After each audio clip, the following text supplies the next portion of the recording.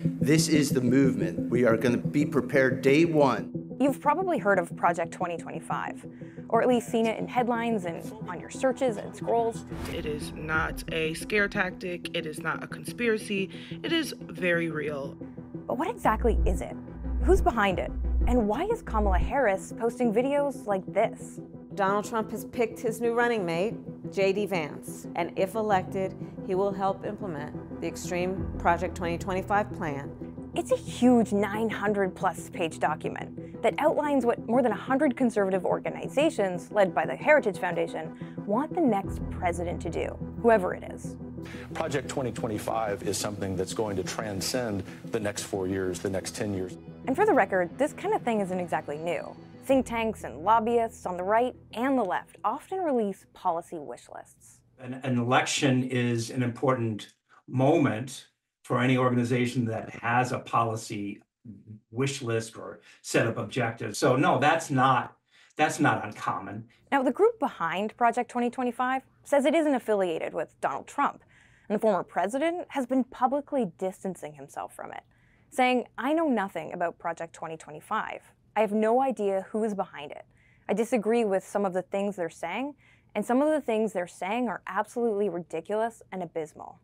And his VP pick said this.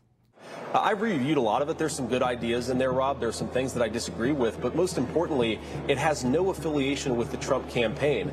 The thing is, though, a lot of the people who wrote Project 2025 have pretty strong links to Trump. There are several people who were part of Trump's administration, part of his campaign in 2016 and 2020, who have shifted over and played a role in Project 2025. Some have written entire chapters on what they think the next Republican administration should do to reform the government. The people who are likely to be almost assuredly will be part of a new Trump administration will be the same people who wrote sections of this document. So why is it so controversial? Some of the proposals are pretty standard. Reconsidering efforts to fight climate change, ramping up military spending, but some go further, like proposing the president get a lot more power. For one, it calls for changing who civil servants answer to. Right now, they're politically independent, answering to the agencies they work for. If Project 2025 had its way, those civil servants would answer to the president.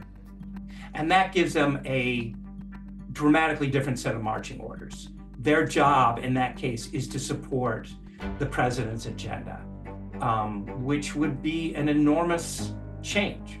Some of the other controversial positions in this document: banning abortion drugs by mail, barring transgender people from military service, even getting rid of the Department of Education.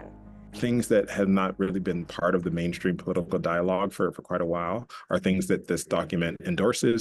Now, to be clear, this is not the Republican platform. It's not even proposed policy.